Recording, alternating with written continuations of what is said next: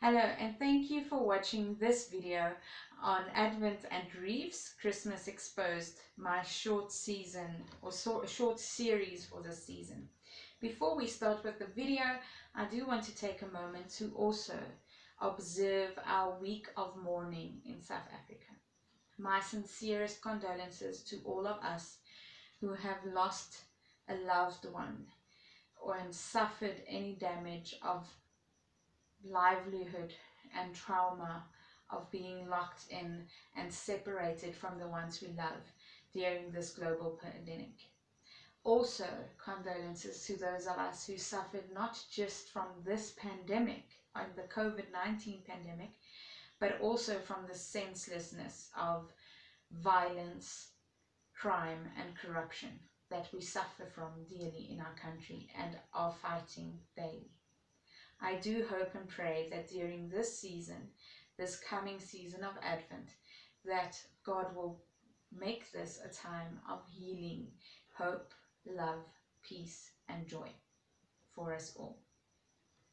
I can seriously not think of a better way to end a time of mourning tomorrow on the 29th of November 2020 other than Advent.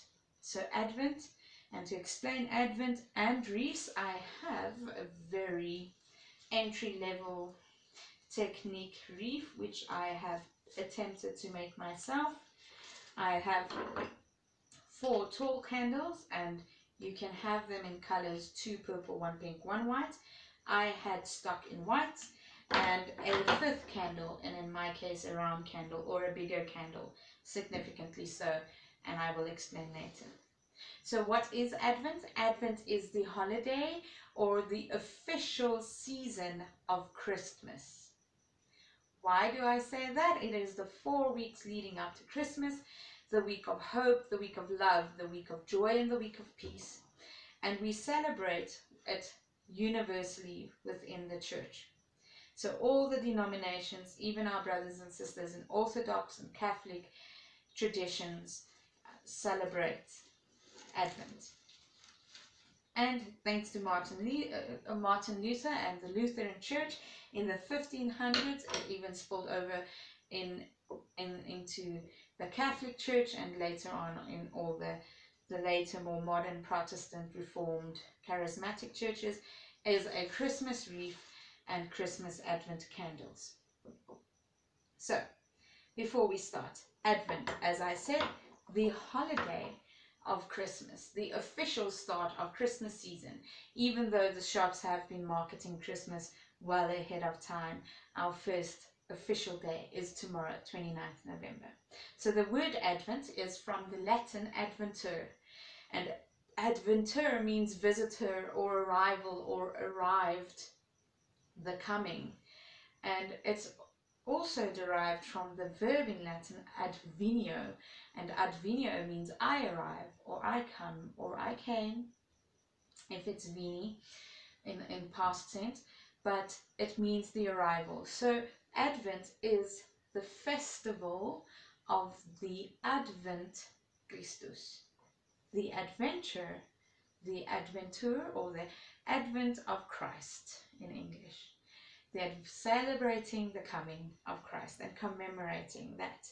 So, short, sweet, that is what Advent is. Wreaths are not as short and sweet, but they are always beautiful and welcome. Wreaths have their history far longer than just Christian traditions. And also in this time, we also acknowledge that they are also used in Scandinavian and Old Germanic traditions in the Yuletide or Yule festivals, also happening to celebrate winter solstice. But their origin is much older than this. The origin of wreaths are believed to be in diadems. So what is a diadem, you may ask? Great question. A diadem would be a circular, for a reason circular, folded of cloth embedded with jewels, and that would be would have been used in the Persian cultures, in the ancient cultures of Persia, for their royalty and their important people. Later on, the cloth has been substituted in Greek and especially Roman traditions with laurel leaves, which were evergreen, to celebrate victors, victors in the Olympic Games, victors of war, victors of elections to become their next Caesar. And the laurels were evergreen, so never dying, eternal in life. And how beautiful is that? In Christian history, as I said earlier, thanks to Martin Luther, the Lutheran Church, and also the Catholic Church of the 1500s, we have a celebration that is twofold. Our Orthodox brothers and sisters, and also as old as time, also where flowers on caskets comes from when we mourn those we have lost, and when we mourn our dead, is a wreath, which also symbolizes that we are mourning. So the difference, or maybe not, between a normal regular wreath and a Christian wreath of mourning is that you would use more thorny type of leaves and a thorny type of evergreen, and then they would also put in red berries or red little jewels or red sweets, red things as part of it.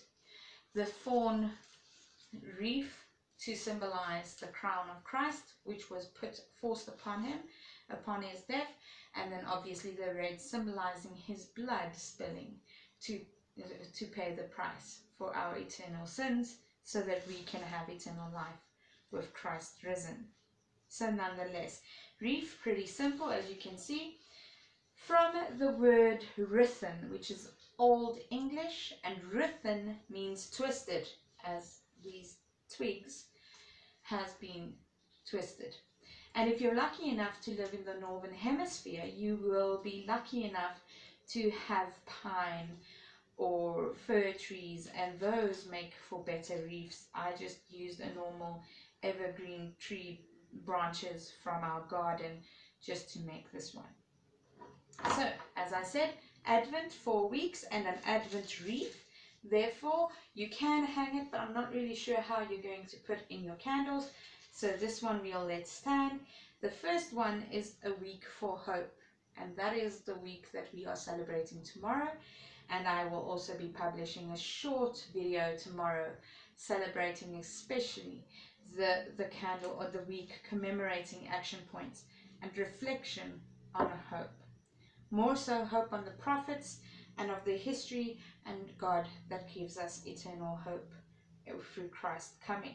The second week is the week of Bethlehem for some, but also the week of love, commemorating that Jesus was born, that's fulfilled promises, that's fulfilled the ideas, and also that has fulfilled the promises, fulfilled our wishes, fulfilled our shortenings, and God's love, which is fully fulfilled, and which we reflect on week 2, on how to grow and act in that love to change the world.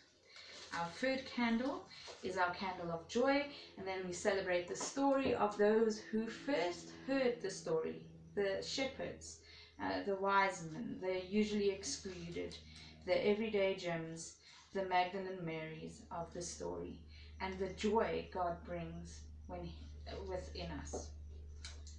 And the fourth and final candle for the last Sunday before Christmas is the one of peace, or the candle of angels, celebrating the announcement that peace will now be coming real, that we can and have the power to commemorate peace. So that's 4 candles, one for every week, and you start by lighting 1 candle the first week, 2 candles the second week, 3 candles the 4th week, and 4 candles the 3rd week, and 4 candles the 4th week, until the day of Christ, where some of us in our churches, and especially in Reformed traditions, light a 5th day to remind ourselves that Christ has truly come and risen from dead. That is a very short explanation of Advent and Wreaths in Christmas Exposed. I look forward to your comments. Please share. Have a blessed Advent until tomorrow.